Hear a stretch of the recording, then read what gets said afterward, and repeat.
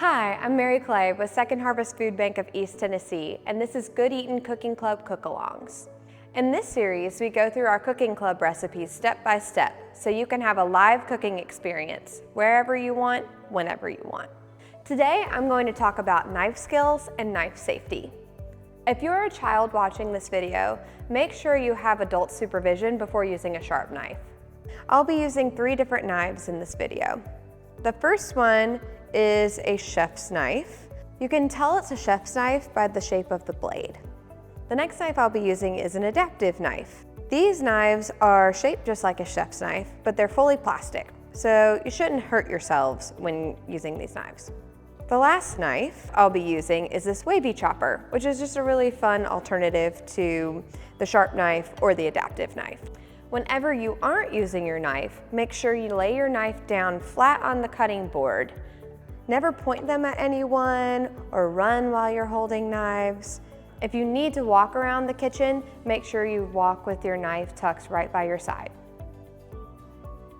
If you choose to use an adaptive knife or a wavy chopper, treat those knives as you would a sharp knife, because if you ever are using a sharp knife, you want to be in the habit of using a knife the proper way.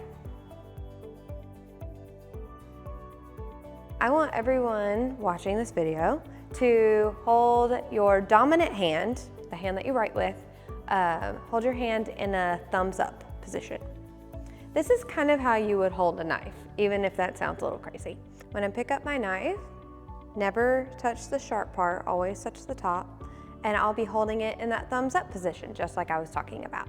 You'll put your thumb on this side of the blade and wrap your fingers around the other side, so it kind of looks like a thumbs up. It might feel a little weird, but you'll get comfortable with it as time goes on. You don't want to hold the knife all the way back here, because then you don't have as much control over the knife.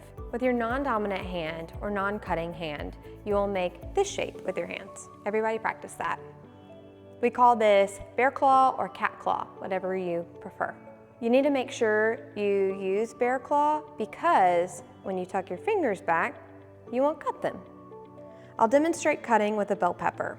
Remember, I'm holding the knife like a thumbs up, so my thumb on one side of the blade with my fingers wrapped around the other side, all the way up on the blade, not back here.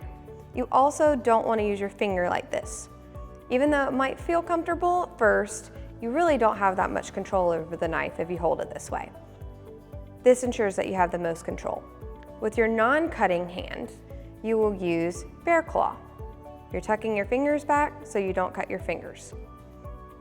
I'm right-handed, so I'll be cutting with my right hand. If you're left-handed, you'll be cutting with your left hand. Since I'm right-handed, I will be using bear claw with my left hand to hold the majority of the bell pepper. If you're left-handed, you'll flip it around and use your other hand and cut with this hand. First thing I will do is use a sawing back and forth motion to cut my bell pepper. And I'll move this piece to the side. Now, I will cut the sides off of my bell pepper. You can see all the seeds inside. Oh, and look, there's a baby bell pepper growing inside of the bell pepper. Sometimes that happens, the seeds will sprout on the inside.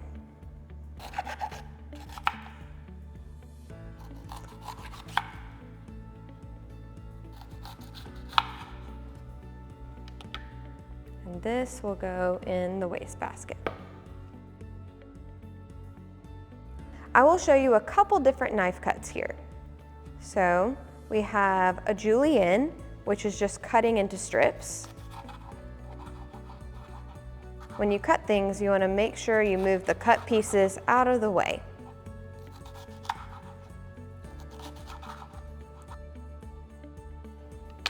This is a julienne or a strip, and then you can cut those strips into little cubes, also known as a dice. This is a dice. I'll use the sharp knife to cut the zucchini. You'll still use your thumbs up and your bear claw. So with the sharp knife, you usually want to use a rocking back and forth motion, and I will demonstrate that by cutting off the top here of the zucchini, rocking back and forth and cutting the pieces. Oh no. Try to make sure you keep your cut vegetables on the cutting board. Always be sure to move your fingers back every time you make a slice. When you're cutting things, you pretty much want all of the pieces to be about the same size.